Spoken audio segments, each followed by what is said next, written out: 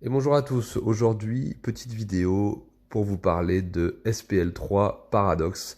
Alors encore une fois, à l'instar du numéro 2, voilà, ce SPL3 ne suit pas vraiment voilà, l'histoire comme c'est énormément le cas dans beaucoup de films hongkongais. Voilà, on les appelle des suites, mais ils ne reprennent que finalement que les thèmes et certains acteurs. Donc là on retrouve Louis Co qui jouait le méchant dans le 2, on le retrouve cette fois-ci dans le rôle du héros, hein, c'est vraiment celui qui a le premier rôle. On retrouve aussi Tony Jaa, donc qui était le héros du 2, qui là se retrouve être un second rôle de luxe, qui conserve, cela dit, un rôle de flic, hein. Il a pratiquement le même rôle que dans le premier, dans le premier, dans le deuxième, pardon. C'est vrai que dans le deuxième, il était gardien de prison. Dans celui-là, il est vraiment flic.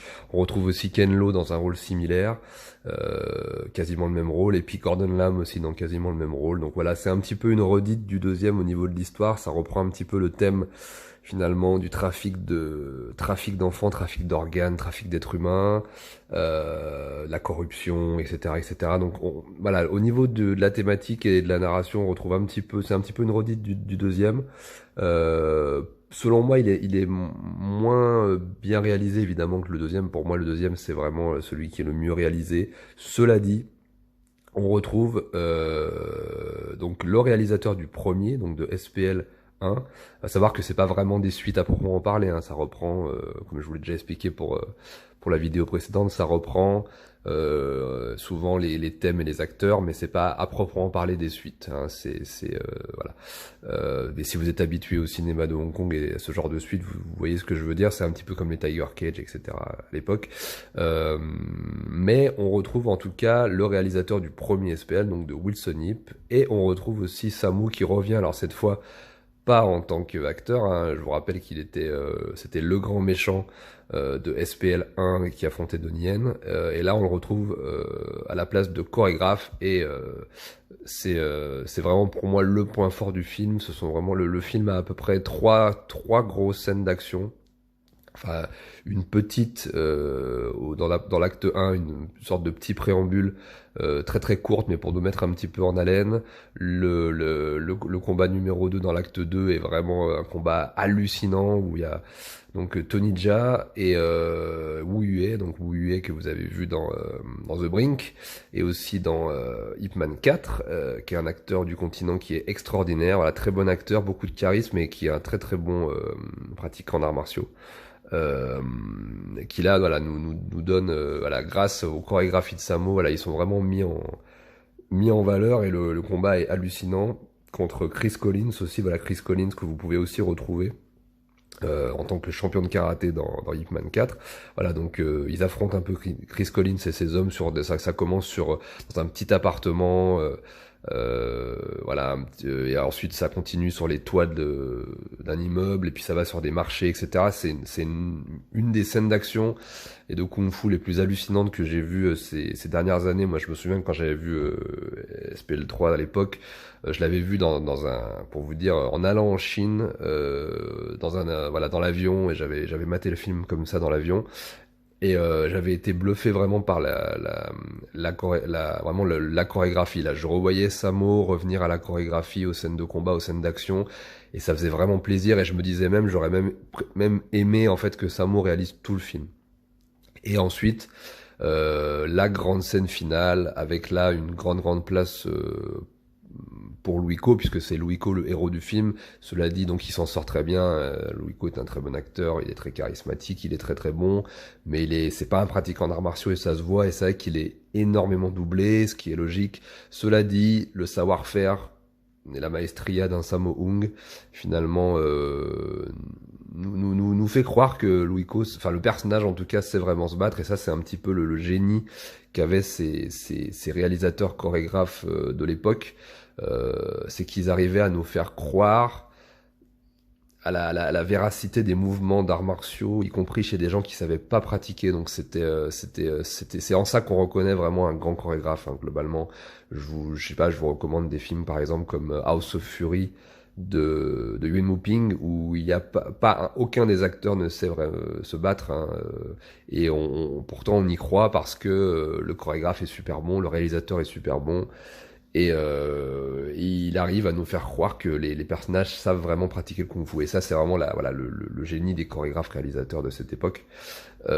Et donc là, vraiment, à la fin, Ruiko, voilà, on croit vraiment au combat par la mise en scène, par le montage, par le positionnement des plans, par le rythme, etc. Et puis évidemment par la doublure, mais la doublure est bien utilisée au bon moment, etc. Et Ruiko vraiment exécute les mouvements qu'il peut faire.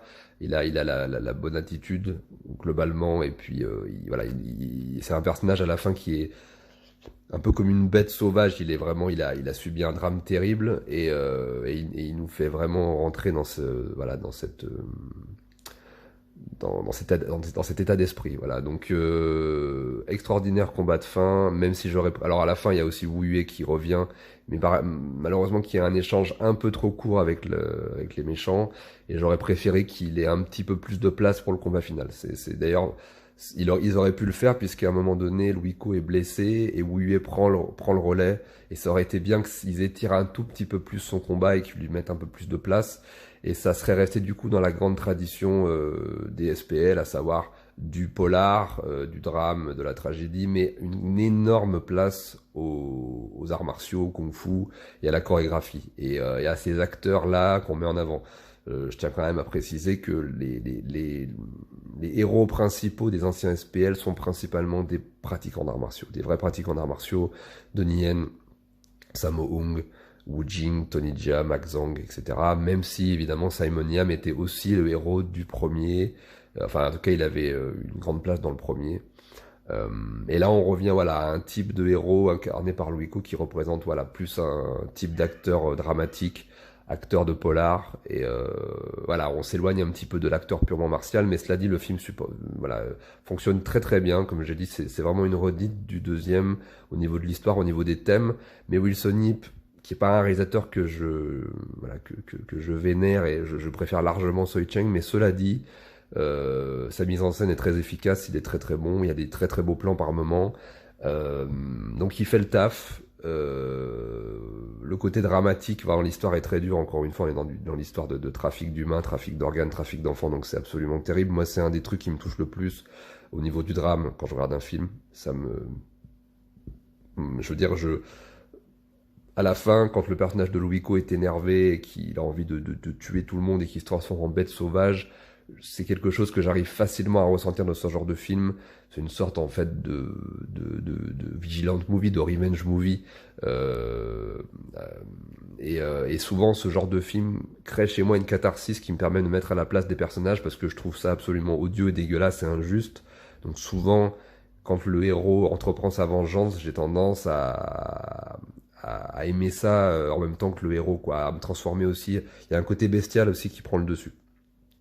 Donc je trouve que voilà, ces films créent chez moi une espèce de catharsis, et à la fin c'est absolument terrible, hein. C'est un drame absolument terrible qui lui arrive, et ça c'est très très bien retranscrit. Donc voilà, encore une fois, je pense qu'ils auraient pu innover au niveau des thèmes et au niveau de la narration. C'est vrai que c'est assez classique et on a l'impression de revoir un peu un remake du deuxième, mais en moins bien fait esthétiquement. Cela dit, il est beaucoup mieux fait au niveau des chorégraphies que le deuxième. Le deuxième pêchait un petit peu par les chorégraphies, ça manquait de brutalité. C'était très très bien, mais c'était beaucoup trop câblé, beaucoup trop esthétique. Et voilà, la mise en scène était intéressante des combats du deuxième, pardon, pas du deuxième, pas du premier, du deuxième, pardon. Mais je les trouvais voilà un petit peu parfois lisses. Et ça manquait de brutalité. Et je trouve que dans le numéro 3, voilà, on retrouve Sammo, le côté très brut, très viscéral, vraiment qui va au contact, hein. On sent que les personnages se frappent vraiment, se touchent vraiment. C'est vraiment l'identité dans Sammo Hung. C'était vraiment la véracité, la vivacité la viscéralité du combat, et avec vraiment des échanges qui faisaient très très très vrais. Et avec une brutalité comme ça, voilà, c'est ce qui caractérisait les chorégraphies de Sammo, et là c'est vraiment super bien. Ça fait très longtemps que j'avais pas vu Sammo dans un pur échange pied-point comme ça, et aussi en forme. Donc j'ai vraiment hâte qu'ils nous reviennent avec le nouveau Soy Chunk Jonathan Lee là, Wallet City, et qui reviennent avec de la chorégraphie vraiment viscérale. Voilà. Sur ce, je vous conseille quand même ce SPL3 qui clôture quand même une trilogie très très cool, que moi je trouve très bien, très sympathique, vraiment très très bien. Pour moi, ça fait partie des meilleurs films qui ont été faits à Hong Kong dans les années 2000 et 2010. Donc n'hésitez pas, en plus ils sont disponibles en France, donc voilà, n'hésitez pas. Sur ce, je vous dis à très bientôt, je vous embrasse, prenez soin de vous.